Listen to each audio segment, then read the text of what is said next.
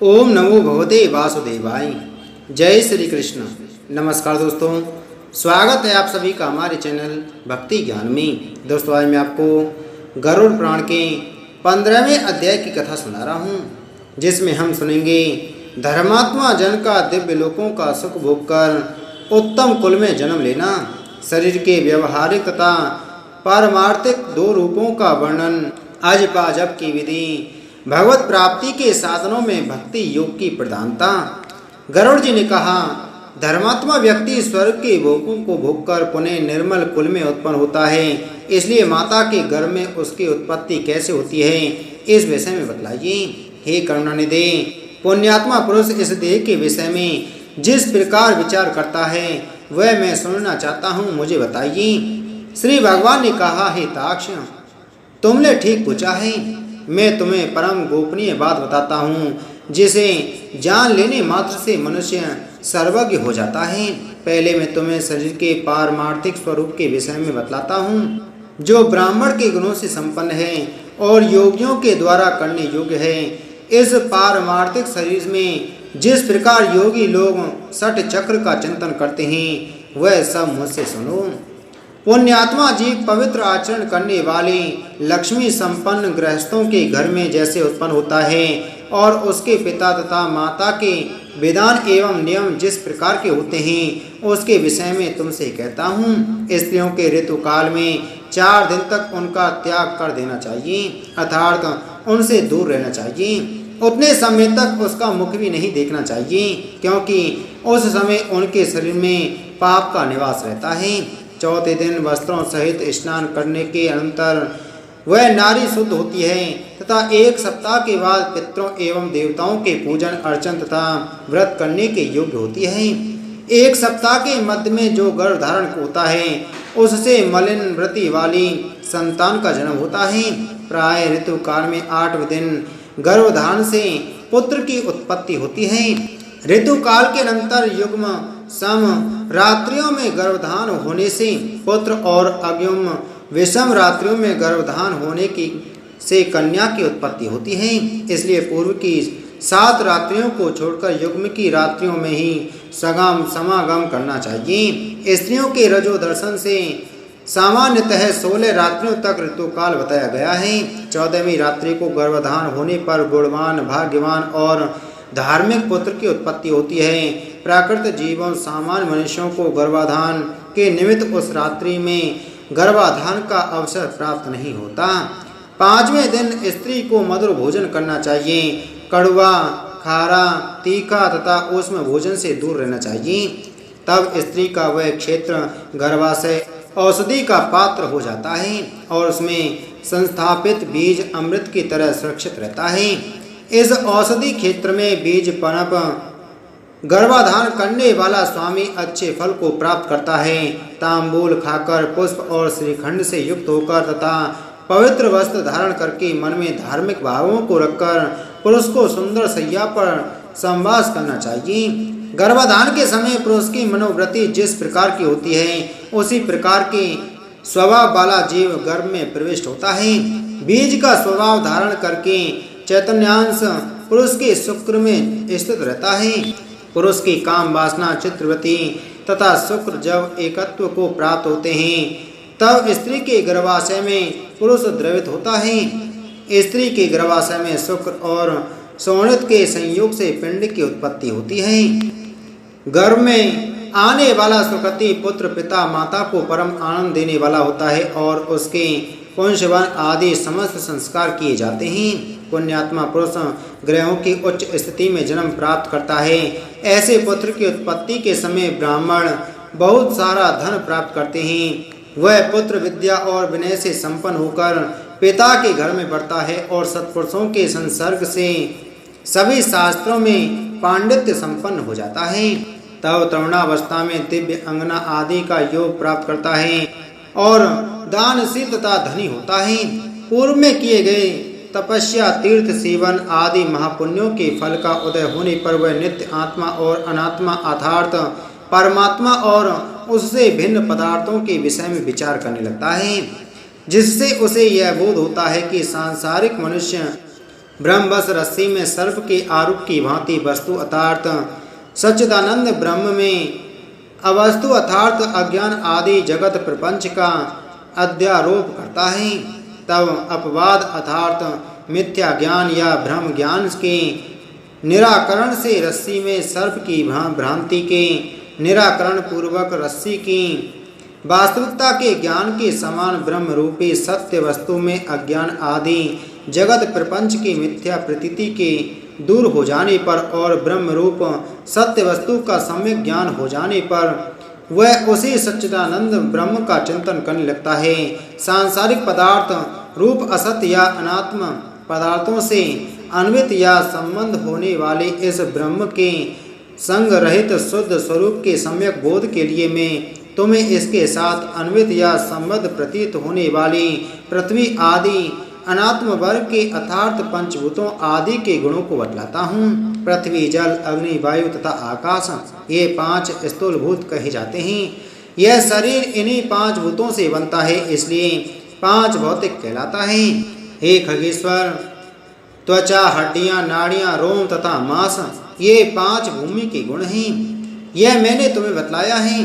लार, मूत्र, वीर, मंजा तथा 5वां रक्त ये 5 जल के गुण कहे गए हैं। अब तेज के गुण को सुनो। हे ताक्ष, योगियों के द्वारा सर्वत्र क्षुधा, तृष्णा, आलस्य, निंद्रा और कांति ये 5 गुण तेज के कहे गए हैं। सिकुड़ना, दौड़ना, लांघना, फैलाना तथा चेष्टा करना ये 5 गुण वायु के कहे गए हैं। घोष, शब्द, छिद्र, गांभीर्य, श्रवण और सर्व संचय समस्त तत्वों को आश्रय प्रदान करना ये 5 गुण तुम्हें प्रयत्न पूर्वक आकाश के जानने चाहिए। पूर्व जन्म के कर्मों से अधिवासित मन, बुद्धि, अहंकार और चित्त ये अंतःकरण चेष्टित कहा जाता है। श्रोत, कान, त्वक, जिह्वा, चक्षु, नेत्र, नासिका ये ज्ञानेंद्रियां हैं तथा बाक, हाथ, पैर, गुदा और उपस्थ ये कर्मेंद्रियां हैं। दिशा, वायु, सूर्य, प्रचेता और अश्विनी कुमार ये ज्ञानेंद्रियों के तथा वहनी, इंद्र, विष्णु, मित्र तथा प्रजापति ये कर्मेंद्रियों के देवता कहे गए हैं। देह के मध्य में इड़ा, पिंगला, सुषुम्ना, गांधारी, गजजिह्वा, पूषा, यशस्विनी, अलम्बुसा, कोहु और शंखनी ये 10 प्रधान नाड़ियां स्थित हैं। प्राण, अपान, समान, उदान तथा व्यान, नाग, कूर्म, क्रकल, देवदत्त और धनंजय ये 10 वायु हैं। हृदय में प्राण वायु, गुदा में उपान वायु, नाभि मंडल में समान वायु, कंठ देश में उदान वायु और संपूर्ण शरीर में व्यान वायु व्याप्त रहती है। उगदार, ढकार या बमन नाग वायु हेतु है, जिसके द्वारा उन्मीलन होता है वह कूर्म वायु कहा जाता है। क्रकल नामक वायु क्षुधा, भूख को उद्दीप्त करता है। देवदत्त नामक वायु जमाई कराता है। सर्वव्यापी धनंजय वायु मृत्यु के पश्चात भी मृत शरीर को नहीं छोड़ता। ग्रास के रूप में खाया गया अन्न सभी प्राणियों के शरीर को पुष्ट करता है। उस पुष्टि कारक अन्न के सारांश भूत रस को व्यान नाम का वायु शरीर की सभी नाड़ियों में पहुंचाता है। उस वायु के द्वारा भुक्त आहार 2 भागों में विभक्त कर दिया जाता है। गुदा भाग में प्रविष्ट होकर सम्यक रूप से अन्न और जल को पृथक पृथक करके अग्नि के ऊपर जल और जल के ऊपर अन्न को करके अग्नि के नीचे वह प्राण वायु स्वतः स्थित होकर उस अग्नि को धीरे धीरे धोंकता है। उसके द्वारा धोंके जाने पर अग्नि कीट, मल और रस को पृथक पृथक कर देता है। तब वह व्यान वायु उस रस को संपूर्ण शरीर में पहुंचाता है। शरीर से पृथक किया गया कीट, मल शरीर के कर्ण, नासिका आदि 12 छिद्रों से बाहर निकलता है। कान, आँख, नासिका, जिह्वा, नक, गुदा, गुप्तांग तथा सिराएं और समस्त शरीर में स्थित छिद्र एवं लोम ये 12 मल के निवास स्थान हैं। जैसे सूर्य से प्रकाश प्राप्त करके प्राणी अपने अपने कर्मों में प्रवृत्त होते हैं, उसी प्रकार चेतनांश से सत्ता प्राप्त करके ये सभी वायु अपने अपने कर्म में प्रवृत्त होते हैं। हे खग, अब नर देह के 2 रूपों के विषय में सुनो। एक व्यवहारिक तथा दूसरा पारमार्थिक है। हे विनता सुत, व्यवहारिक शरीर में 3.5 करोड़ रोम, 7 लाख केस, 20 नख तथा 32 दांत सामान्यतः बताए गए हैं। इस शरीर में 1000 मल मांस, 100 पल रक्त, 10 पल मैदा, 70 पल त्वचा, 12 पल मंजा और 3 पल महारक्त होता है। पुरुष के शरीर में 2 कुबड़ शुक्र और स्त्री के शरीर में 1 कुबड़ शोणित रज होता है। संपूर्ण शरीर में 360 हड्डियां कही गई हैं। शरीर में स्थूल और सूक्ष्म रूप से करोड़ों नाड़ियां हैं। इसमें 50 पल पित्त और उसका आधा अर्थात 25 पल श्लेष्मा कफ बताया गया है। सदा होने वाले विष्ठा और मूत्र का प्रमाण निश्चित नहीं किया गया है। व्यवहारिक शरीर इन उपर्युक्त गुणों से युक्त हैं। पारमार्थिक शरीर में सभी 14 भुवन, सभी पर्वत, सभी द्वीप एवं सभी सागर तथा सूर्य आदि ग्रह सूक्ष्म रूप से विद्यमान रहते हैं। पारमार्थिक शरीर में मूलाधार आदि 6 चक्र होते हैं। ब्रह्मांड में जो गुण कहे गए हैं वे सभी इस शरीर में स्थित हैं। योगियों के धारणा स्पद उन गुणों को मैं बताता हूँ जिनकी भावना करने से जीव विराट स्वरूप का भागी होता है। पैर के तलवे में तल लोक तथा पैर के ऊपर वितल लोक जानना चाहिए। इसी प्रकार जानों में स्वतल लोक और जांघों में महातल लोक जानना चाहिए। शक्ति के मूल में तलातल, गुहस्थान में रसातल, कटि प्रदेश में पाताल, इस प्रकार पैरों के तलवों से लेकर कटि पर्यंत 7 अधोलोक कहे गए हैं। नाभि के मध्य में भूलोक, नाभि के ऊपर भुवरलोक, हृदय में स्वर्गलोक, कंठ में महरलोक, मुख में जनलोक, ललाट में तपोलोक और ब्रह्मरंध में सत्यलोक स्थित हैं। इस प्रकार 14 लोक पारमार्थिक शरीर में स्थित हैं। त्रिकोण के मध्य में मेरू, आधे कोण में मंदर, दाहिने कोण में कैलाश, वाम कोण में हिमाचल, और्ध्व रेखा में निषद, दाहिनी ओर की रेखा में गंधमादन तथा बाईं ओर की रेखा में रमणाचल नामक पर्वत स्थित हैं। ये 7 कुल पर्वत इस पारमार्थिक शरीर में हैं। अस्थि में जम्बूद्वीप, मंजा में शाकद्वीप, मांस में कुशद्वीप, सिराओं में क्रौंचद्वीप, त्वचा में सालमली द्वीप, रोम समूह में गोमेद द्वीप और नख में पुष्कर द्वीप की स्थिति जाननी चाहिए। तत्पश्चात सागरों की स्थिति इस प्रकार है। ये विनतासुत, क्षार समुद्र मूत्र में, क्षीर सागर दूध में, सुरा का सागर श्लेष्म, कफ में घृत का सागर, मंजा में रस का सागर, शरीरस्थ रस में और दधि का सागर रक्त में स्थित समझना चाहिए। स्वादुदक सागर को लंबिका स्थान, कंठ के लटकते हुए भाग अथवा उपजिह्वा या काकल में समझना चाहिए। नाद चक्र में सूर्य, बिंदु चक्र में चंद्रमा, नेत्रों में मंगल और हृदय में बुध को स्थित समझना चाहिए। विष्णु स्थान अर्थात नाभि में स्थित मणिपूरक चक्र में बृहस्पति तथा शुक्र में शुक्र स्थित हैं। नाभि स्थान नाभि गोलक में शनिश्चर स्थित हैं और मुख में राहु स्थित कहा गया है। वायु स्थान में केतु स्थित है। इस प्रकार समस्त ग्रह मंडल इस पारमार्थिक शरीर में विद्यमान हैं। इस प्रकार अपने इस शरीर में समस्त ब्रह्मांड का चिंतन करना चाहिए। प्रभात काल में सदा पद्मासन में स्थित होकर 60 चक्रों का चिंतन करें और यथोक्त क्रम से अजपा जप करें। अजपा नाम की गायत्री मुनियों को मोक्ष देने वाली है। इसके संकल्प मात्र से मनुष्य सभी पापों से मुक्त हो जाता है। हे ताक्ष सुनो, मैं तुम्हें अजपा जप का उत्तम क्रम बतलाता हूँ, जिसको सर्वदा करने से जीव भाव से मुक्त हो जाता है। मूलाधार, स्वादिष्ठान, मणिपूरक, अनाहत, विशुद्ध तथा आज्ञा, उन्हें 60 चक्र कहा गया है।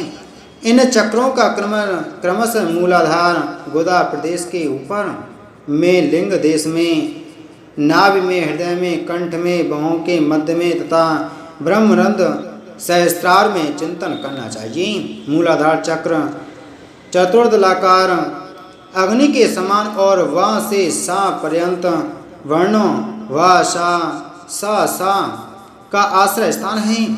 स्वादिष्ठान चक्र सूर्य के समान प्रदीप्त बा से लेकर ला पर्यंत वर्णों बा भा मा या रा ला का आश्रय स्थान है और षट दलाकार हैं।